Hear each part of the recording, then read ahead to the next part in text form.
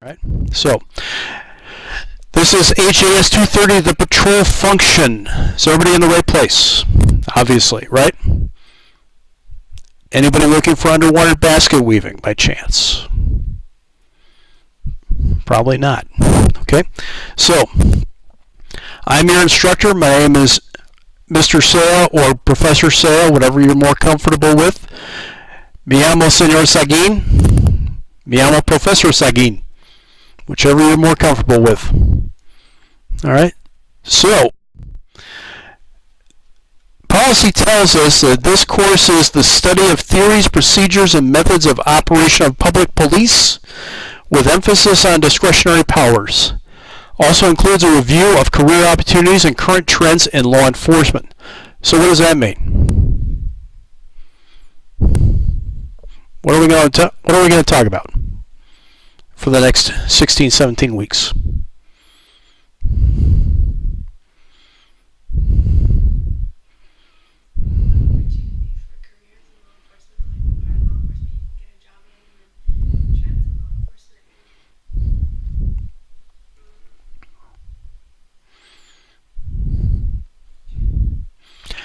Okay, everybody's had 101, right?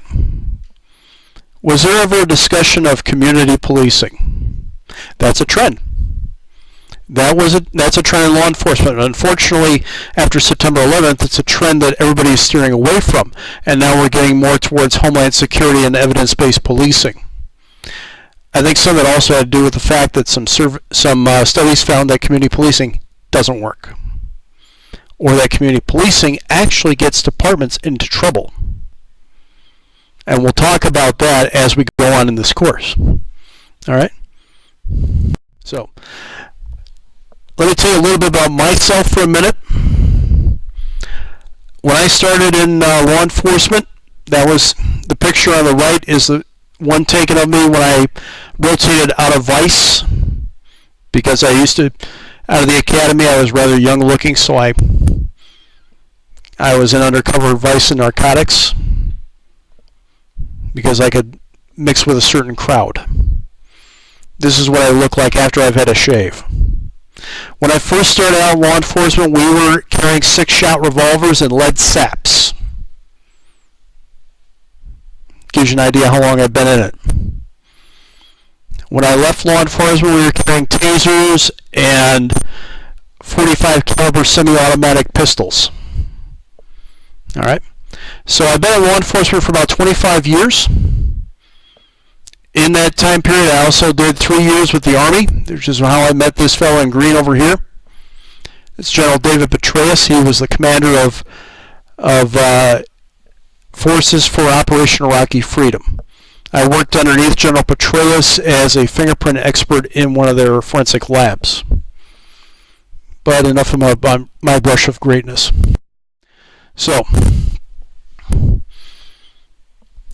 that's me. The best way to get a hold of me is through email. All right. I also have, for time-sensitive matters, a phone number for text messaging. Believe it or not, even though I am a geezer, I am capable of text messaging. All right. The number and the email are on the course procedure sheet. As I mentioned before, I've been a police officer from 1990 to 2012, and I've been teaching since 2012. I have a bachelor's degree in criminal justice, a master in forensic science, and I'm now a PhD candidate in criminal justice. So that means basically I have a head full of useless knowledge and no time. All right? Now, if you find it necessary to contact me, do us all a favor. Tell me who you are. If I get an email or a text from babygirl209@yahoo.com, do I know who it is? Probably not. All right. Second thing along with text messaging, make sure you know who you're text messaging. Don't butt dial me from a place that serves adult beverages. It's happened. I have gotten text messages at 2 o'clock in the morning from students saying, "Hey, want to get fucked up?" And when the phone chirps at 2 in the morning, anybody care to guess what my wife has to say about it?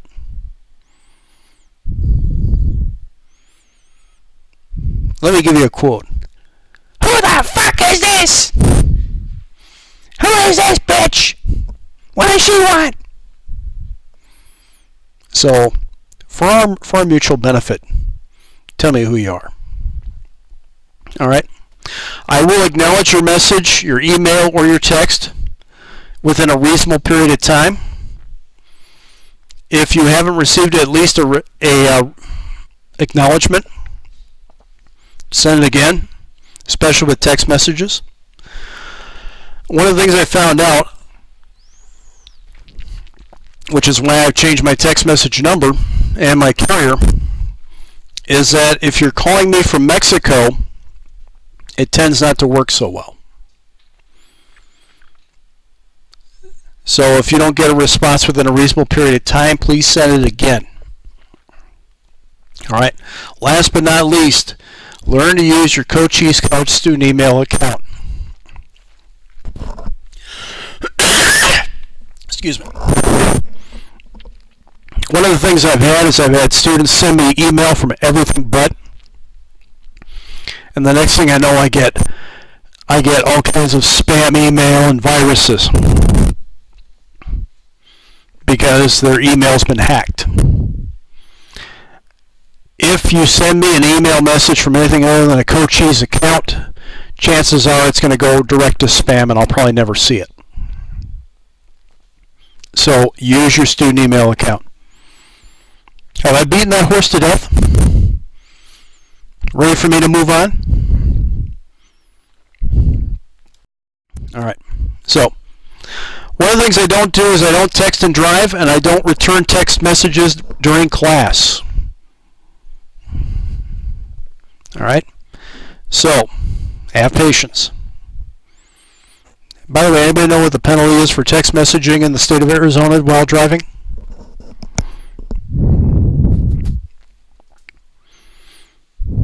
It's at least a civil infraction, right?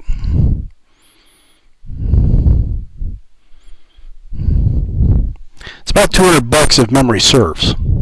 You got $200? If you do, I'll take it. I'll take your $200. All right. As I mentioned before, students have texted me at 2 o'clock in the morning from God knows where. I have since learned to silence my phone after, say, 9, 10 o'clock at night.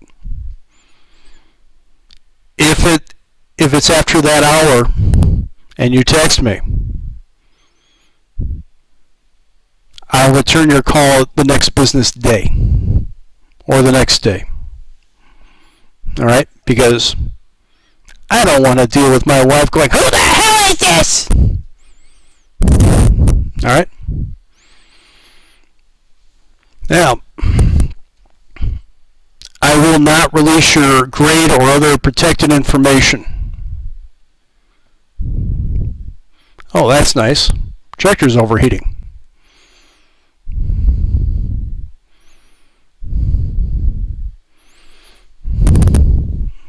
All right. Let's hope this lasts. If it doesn't, we may lose the projector. All right.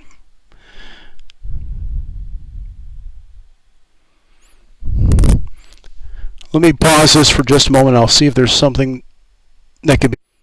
Okay. So, the reason why I'm not going to release grades by text message or email is because those are considered private protected information by law. All right?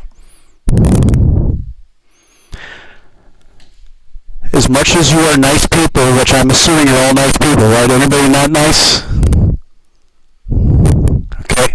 You're all nice people, but none of you are worth me going to prison. Because it's a federal violation. I'm not going to the Atlanta federal pen for any of you. Grades will be released through the usual Cochise College sanctioned contacts. All right? So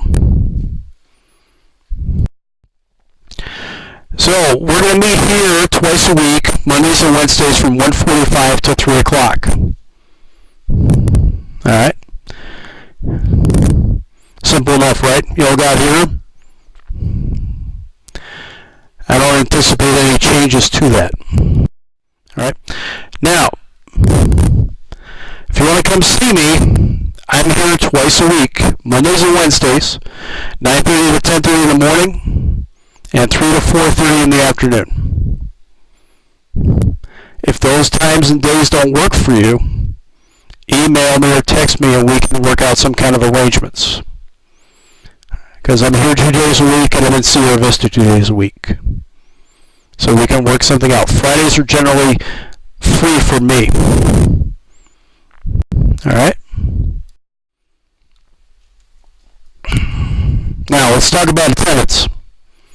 Back in the old days when I used to go to school and rode to school on the back of the dinosaur, no, I'm kidding. Boy, tough crowd.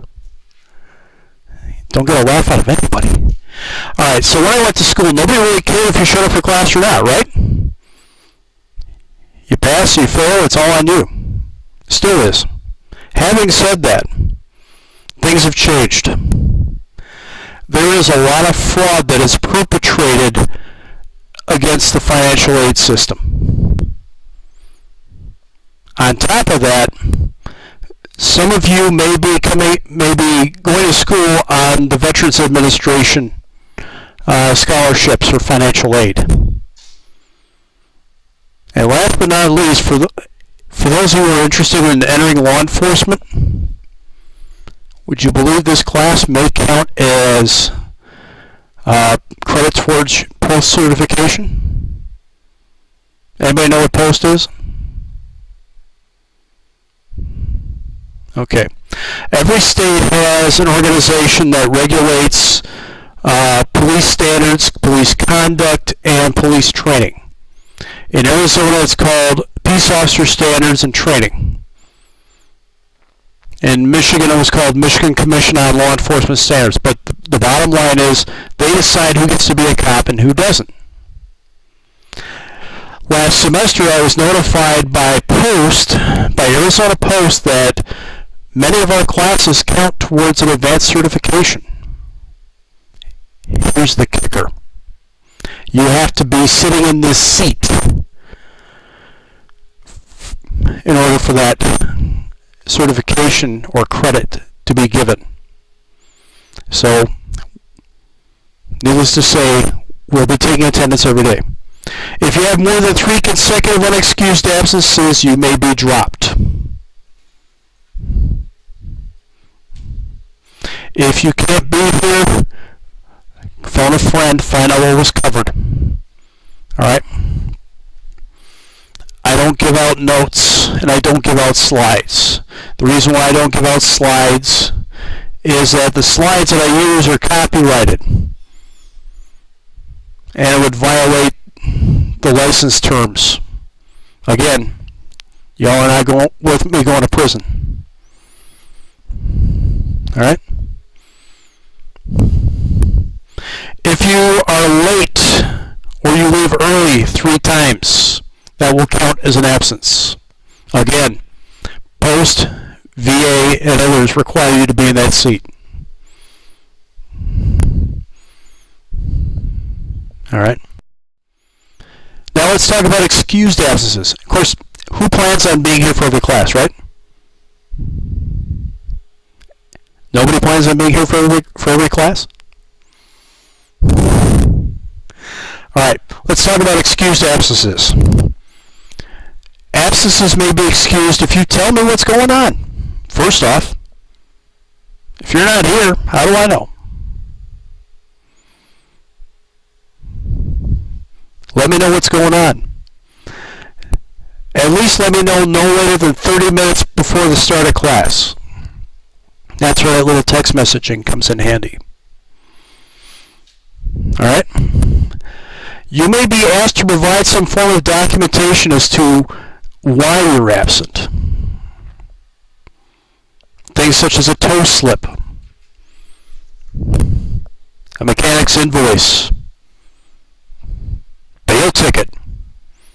Yes, I've had people who are in jail who attend class. All right? Let me tell you why. Some of you may have already heard this story. Back when I was teaching in Miami, I had a student who told me that she had to be at her sister's middle school for a state standardized test. I didn't know. I was new to Florida. What did I know, right? 2 hours later, she snaps a selfie and sends it to her buddies in class. How upset would I be at this point? So I said, hey guys, want to see something real cool? So we took that picture of her snapping a selfie on the beach, mind you, and we ran it through a utility program that tells me where that picture was taken. Because when you probably didn't know this, but when you snap a picture using a smartphone, it imprints the GPS coordinates and the time and date that picture was taken. I've actually used this in investigations. So we did that. There was a school within 5 miles of her location. We had a chat. So from that point forward, I may require you to come up with some verification. That being said, I've had students tell me that their family was dying. Well, when every member of their family is dead 3 times over, I start verifying, and I find out they're alive and well, we have another chat. Okay? So, when you come to school, please be prepared to work. I don't provide pens, pencils, textbooks, or anything like that. As I mentioned before, I'm in a PhD program. Your book is probably, how much was the book? It was a textbook. I just rented it for $90. For how much? $90, yeah, at the bookstore, but I need to order math books online. Okay. Smart way to go is renting them. Yeah. All right. Your rental was $90. My textbooks and PhD are $200 a piece. So that's why I rent mine whenever I can. So, bottom line is I can't afford it. So, be ready to work. Bring your stuff. All right. Speaking of textbooks, this is the required textbook. Little hint for you. The College Bookstore website always has the up-to-date information on every textbook for every class in this place. All right? So, if you were to go to, say, this website here, and you were to run the ISBN number, which is individual to that book,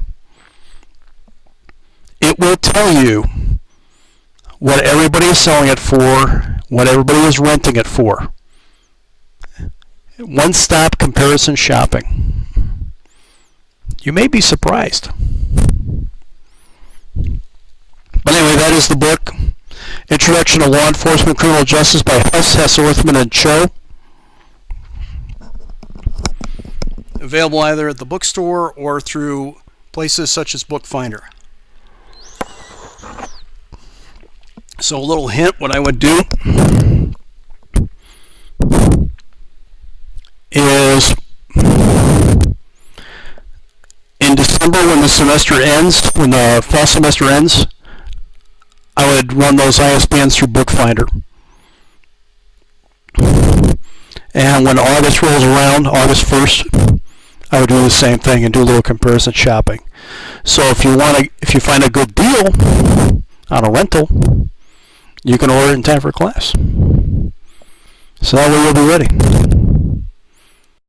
Capitalism, it's a great thing. All right, let's talk about academic honesty.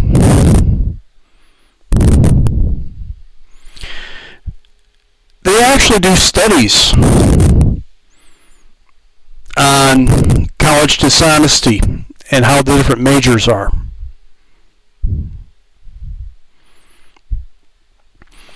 Several studies have been done on criminal justice students. Of all the students that are dishonest in college, what do you think the percentage is of students that go on to commit dishonesty in the workplace? Anybody care to guess?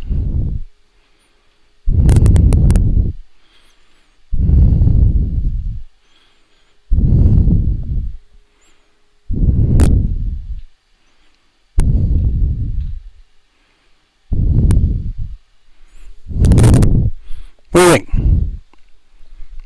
Or shall I make it multiple choice?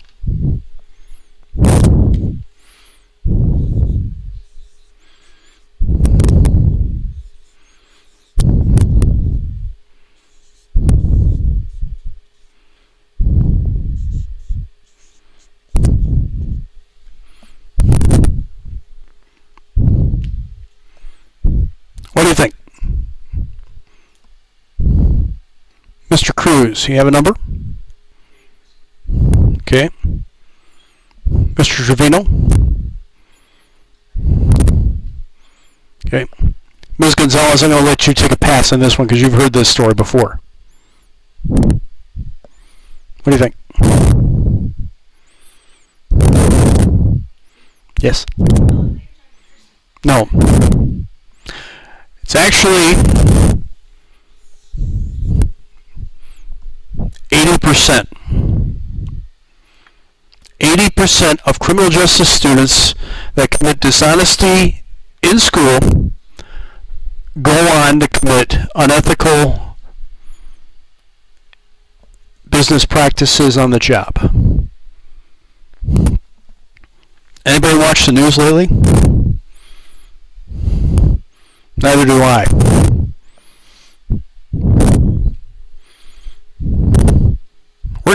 Anybody interested in going into law enforcement? Pretty much, that's why you're here, right? We're getting our ass kicked. We're getting our ass kicked. The media is vilifying us. The White House is vilifying us, which means we're villains, kids. People are shooting us in the street for no apparent reason. Why do you think that is? Because you can't change the channel or pick up a newspaper or listen to the radio or look at a news website without some headline somewhere of some cop doing something stupid. Where do you think it begins?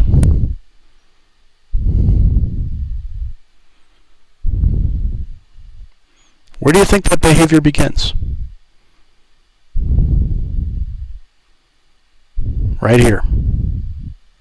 Right where you're sitting. This is where people learn bad habits. Alright? So needless to say, there is no tolerance for dishonesty here. There's no tolerance for dishonesty on the job. Alright? So that means if you're involved in cheating, plagiarizing, falsification, two things will happen. Number one, a referral will be made to the dean. That's by policy. Number two, you will receive a summary 0 grade. I won't even look at it. If it's cheated or the product of cheating or falsification, plagiarism, I'll just give you a 0.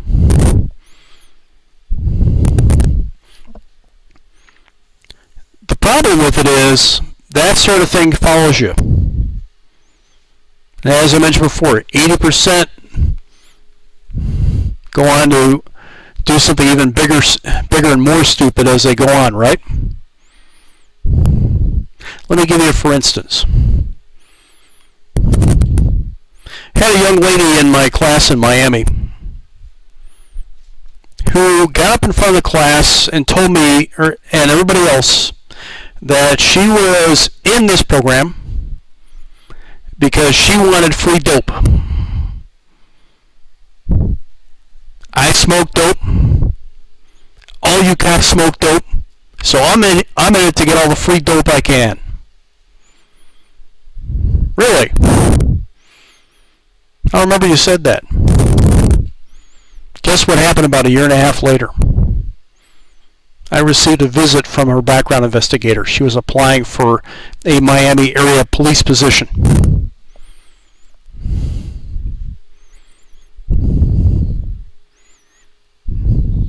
What do you think happened at that point?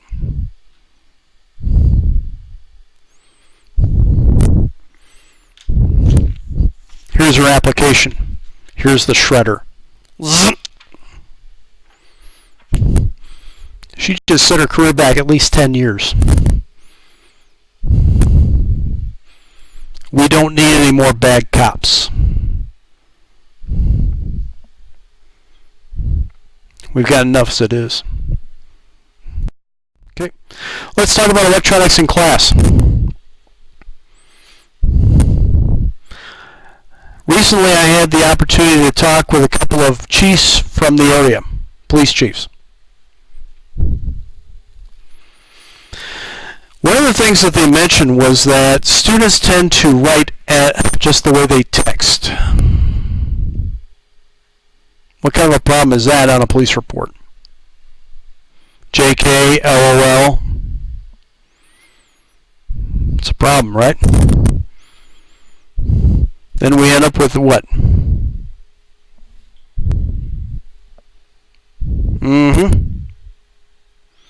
That's why a lot of folks are not getting jobs. Alright? So, if you are text messaging while you are in class, you will lose participation credit. You're being graded whether you know it or not, from the moment you walk in to the moment you walk out. Alright? If you use a cell phone during class, say the phone rings, you pick it up and you have a conversation, you've just marked yourself absent. You can't hear what's going on, you're distracting everybody else. If it continues, you will be dropped. If you do it repeatedly, you will be dropped.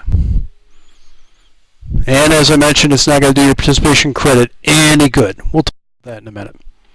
Alright, so let's talk about how you're going to be graded in this class. Every week there's going to be a quiz. The average of those quizzes are worth 20% of your total grade. You'll also have a project paper that's worth 15%. We'll talk about that project paper on Wednesday. You'll also have a midterm exam that's worth 20%. Final is worth 30%. It is a cumulative exam, which means you'll be responsible for everything from day one to the last day of class.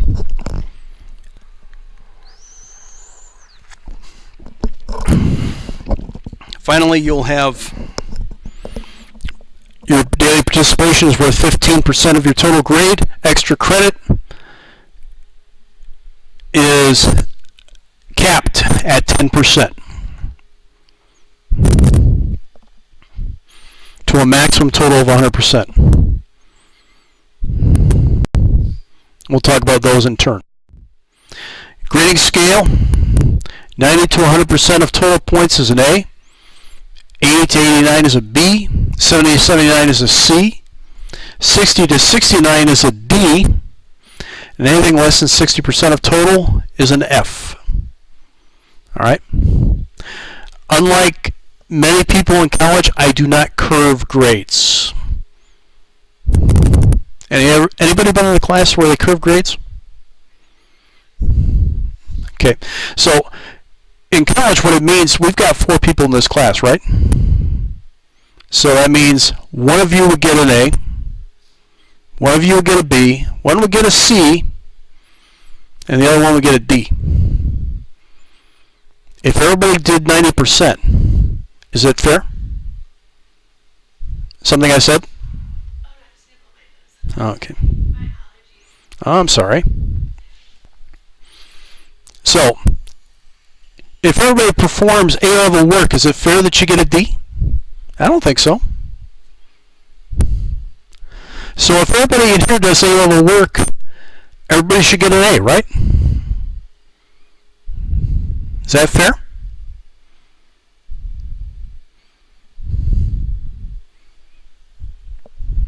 All right.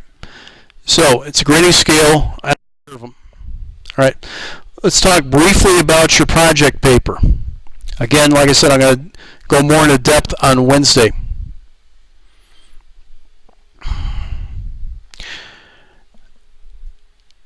In this class and in every other class above the 101 level, I will require an APA formatted paper.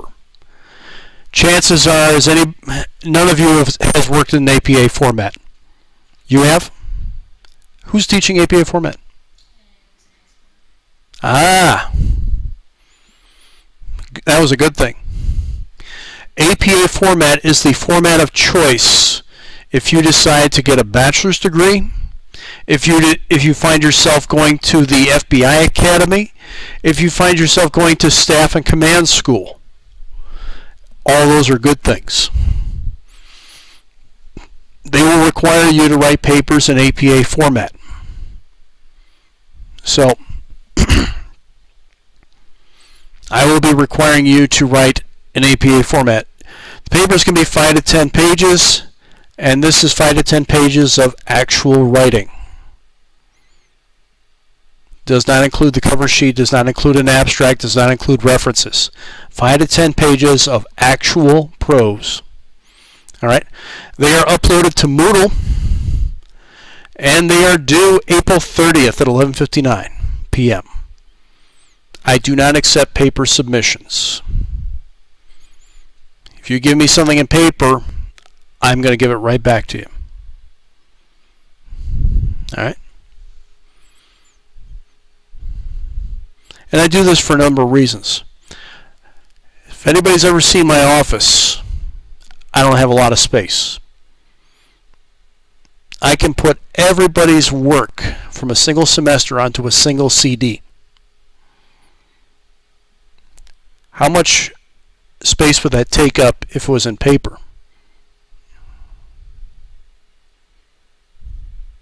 Filing cabinets full. Just makes sense. All right. Anybody here not used Moodle before? So everybody has used Moodle, right? Everybody knows how to get into Moodle? Okay. This class is not an online class, but this is going to be used as a supplement. So you will still have to log in. There will be things for you to do. There will be tests and quizzes that you'll do on Moodle. Your papers will be turned into Moodle. All right. If you have a problem with Moodle or you are not comfortable with Moodle, I suggest you either see me, see the folks up at the computer lab, or try the online user course. But everybody's pretty comfortable with it. Here's what I don't want. And this has happened. 10:30 at night, my phone is ringing. It's from a student who tells me, I don't know how to upload a paper in a Moodle. Anybody want to guess what my wife said?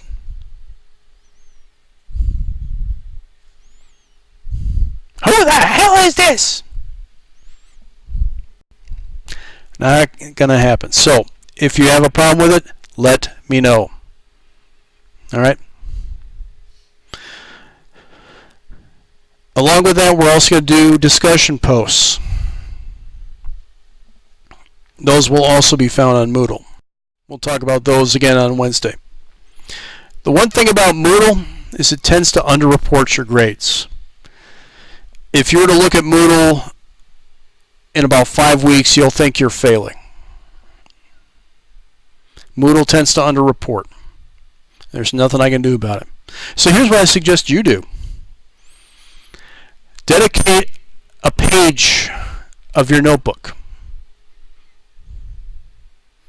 and write down what your quiz grades are. Write down what your exam grades are, your test grades, and so forth. All right? And then periodically average them. Average your quiz grades. You're going to put that data into a calculator, which I'll show you. There's an online grade calculator by Ben Eggleston. It's benegg.net.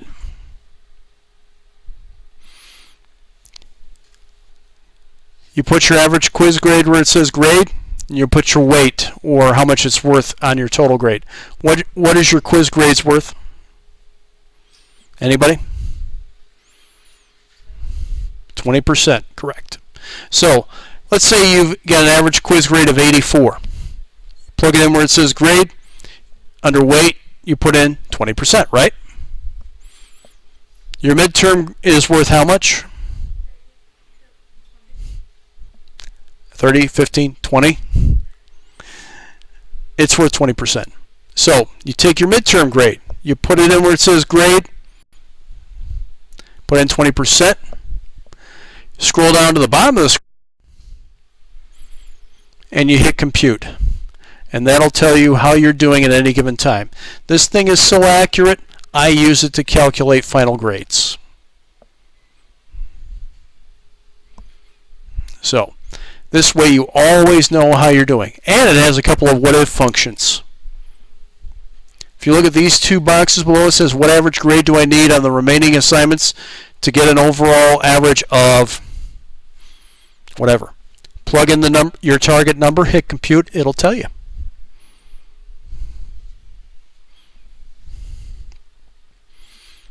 And if you're wondering what average you get if you do, say, an average of 75, 80, plug it into that second box, hit compute, it'll tell you. So you always know how you're doing. With that said, if you have questions on how you're doing, come see me. All right? Let's talk about each line item in turn. Participation grade is assessed every class day. I've actually had students come to me during the last semester and say, well, I'm not good with public speaking, and I'm shy, and I don't want to talk in front of class. So why am I getting a 1? Because that's all I can see. I can't guess what's in your head. So your participation grade is based upon what I'm seeing. Alright? It's assessed on a 0 to 4 scale. It is part of your course procedure sheet. There is a rubric there. When you're calculating your grades in Ben Eggleston's computer, take your average participation grade multiplied by 25. That will get you a percentage. Plug that into the calculator. And participation grade is worth how much?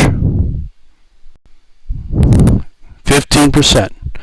Now, I've been doing this sort of thing even when I was in Miami, and I would get this response. It's only 15%. Why should I care? 15% may not seem like much, but what is it really? It's really 1.5 grade levels. So let's say, for example, you're doing A work everywhere else, but you're getting a 0 participation grade. We'll just make it easy. Suddenly that 90 just went down to a 75. That A that you had just went to a C. If you had a B grade, just became a D. And if you have just a C going in, you got an F. So is participation grades important? Oh yeah. It's important. All right. Now let's talk about the criteria used for the 0 through 4 scale. 0 participation score. You're absent. You don't come to class. Doesn't matter what reason. If you're not here, you can't show me what you know. So I've got nothing to assess. So there's a 0. You may also get a 0 participation score if you behave in an unsafe manner or you disrupt class. Last semester I had 2 students in my class decide they wanted to fight it out in the middle of the classroom. Disruptive, right? What was their participation grade for the day? 0. As a result, I had to write an incident report and I had to refer them to the dean's office.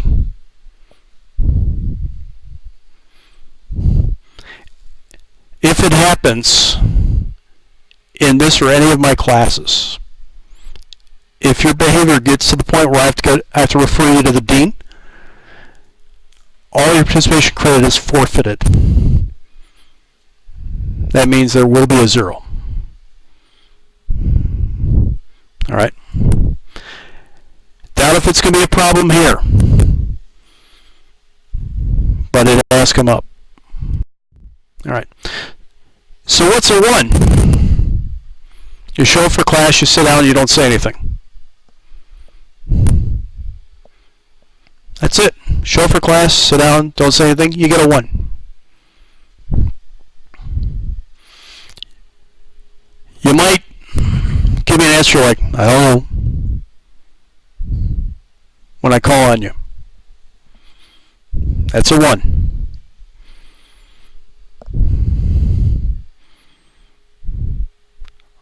Or you don't volunteer anything. The only way I know that you're alive is the fact that you answered up when I called attendance. That's a 1. Okay, for a 2. You did some reading, but you didn't think too much about it. You give me an answer straight out of the book. And then I ask you, what does that mean? And I get a response of, don't know. Okay.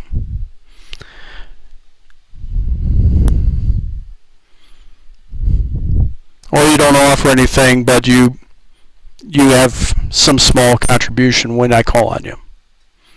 Your involvement is very sporadic at that point. That's a 2. 3, you've read it, you thought about it, and you've got some kind of interpretation.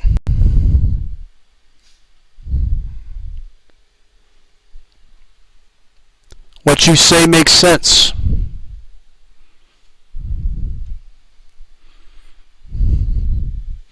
That is considered a class minimum, by the way.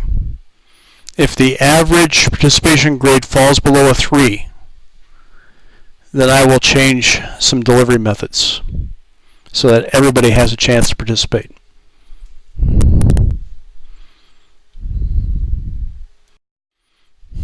Score of 4 means you've read it, you understood it, you may have done some outside reading. Not only do I know what it means, but I know how to apply it, and I know some alternatives. I've thought that much about it. That's a 4. And you consistently participate. Did anybody see anything about right or wrong in that participation? Nothing. So even if you have the wrong answer,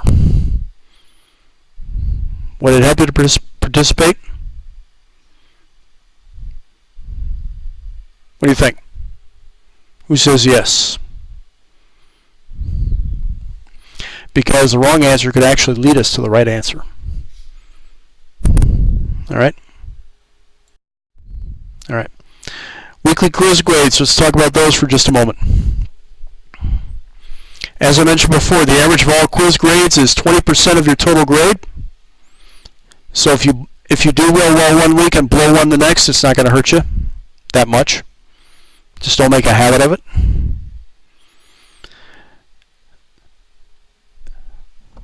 Weeks 2 through 16, the quizzes will be available online. You'll be able to take them anywhere. They'll be posted midweek. They'll have to be completed by 11:59 p.m. on Sunday. All right? Most of the time, quizzes will be 5 to 7 questions, true, false, and multiple choice. However, 25% of those quizzes will not be questions. They will be discussion posts. Which means you're going to be given a problem, and you're going to have to come up with a way to solve it. And you'll have to back up your answer. But we'll talk more about those on Wednesday. All right. The week 1 and 2 quizzes will be different. Week 1 quiz is going to be Wednesday for the last 30 minutes of class. It's going to cover our course procedures and some information on researching. It'll be done at the computer lab. And it'll be an open source quiz, which means if you have a course procedure sheet already printed up, like 2 of you have, you're way ahead of the game. The week 2 quiz is an open textbook only quiz covering chapter 1. It will also be done in-house or on campus. And then every other quiz after that will be done online, either here or at home. Your choice. Or even at McDonald's. Does McDonald's have Wi-Fi around here in Douglas? Anybody know? Does? Yeah. I know most of them do. I just don't. I haven't been to a McDonald's in a long time. All right. Like I said, you'll have 30 minutes to complete the first and second week quizzes. 3 through 16 are closed source quizzes, and you'll be constrained to 15 minutes. Experience tells me that 15 minutes is plenty of time if you prepare. If you're trying to do it open book, you'll never get it done in time. Having said that, last semester we had an outage that affected quizzes. If that happens, text me and email me when it happens. If it's localized, I can usually reset it from where I'm at.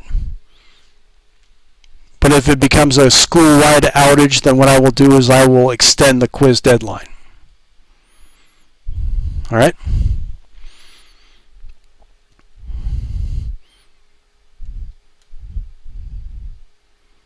Now it mentions at the end, the last bullet point is that this is subject to change. I've had students try to tell me, in fact I had one student in Miami, I could counter every single quiz to hear from her at 11 o'clock, saying that she had some problem. If that trend occurs here, then I will change it to on campus only. So make sure your computers are working, folks. You all have antivirus on your computers? Do you all have computers at home that you have access to? All right. All right. Midterm exam, March 2nd. Make a note of the day. It's going to cover material in chapters 1 through 7. And it's worth how much? 20%. You'll generally have the entire class period to complete the midterm exam. It is a closed source exam, which means no books, no notes, no electronic aids, no communication devices. All right? You, your mind, and the computer. Final exam is May 9th. It is a cumulative exam. It covers all material from day 1 to the last day of class. It is worth 30%. It too is taken on campus. It is a time-constrained exam which means you'll have the entire class period to complete it. It is also a closed source exam. No books, no notes, no electronic aids or devices, no communication devices. Let me give you a for instance. Believe it or not, while somebody was taking a final exam, I actually had somebody pull out a cell phone and text somebody regarding a question on the exam. She was all kinds of upset when I gave her a 0. Didn't understand it. If you pull out a communication device during an exam, it is an automatic 0.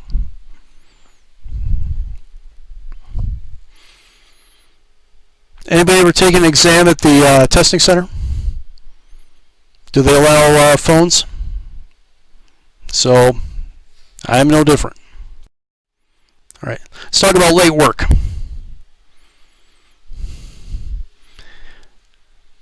Due dates will be given when the work is assigned. That means that's when the assignment is due.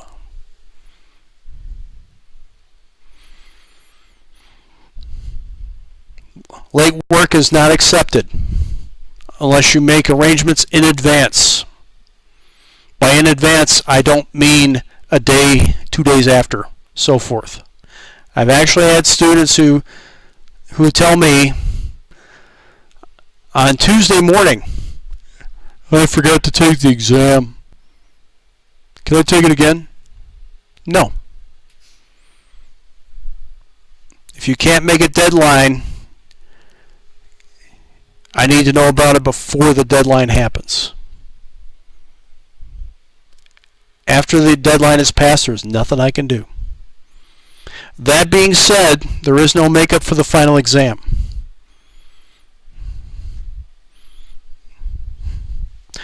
What is going on May 9th? Anybody know? Aside from the final exam.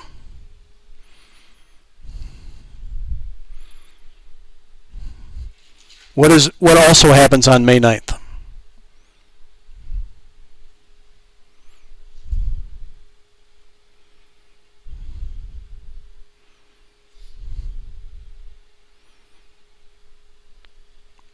May 9th is also the last day of the semester. So will I be able to give you a makeup exam after May 9th? Nope. Because 2 days after that I have to have your grades in. So there is no makeup for the final. Alright, let's talk a little bit about extra credit. Extra credit is capped at 10% to a maximum of 100% of your final grade, which means if you have a 95 and you have 10% extra credit, the most I can give you is up to 100% of your total grade. I can't give you an A+ because they don't have that here. All right. There are 3 opportunities for extra credit in this course. One is the entry survey, which I hope you all have taken already. If you haven't, you have until Sunday at 11:55. Then it closes. There's also an exit survey at the end of the course. If you take both of those surveys, you get an extra 5%. What you put on that survey is anonymous. I don't know who's going to say what. The only thing I will know is this person gets extra, this list gets extra credit, this list does not. That's all I get. All right? There's also an optional research paper that is worth an additional 5%. We'll talk about, again, research papers and discussion posts on Wednesday. No other extra credit is assigned. And I don't accept requests. I've had it happen last semester. Is there something I can do for extra credit? No. Can't do that. If it's not in the syllabus, I can't do it. All right? So please don't come to me with wanting special extra credit. It's not going to happen. All right? With that, any questions thus far? All right. Chances are, if you have a question, it's in the course procedure sheet.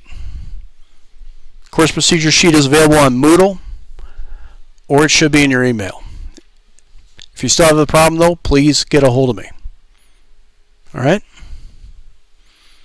So with that said,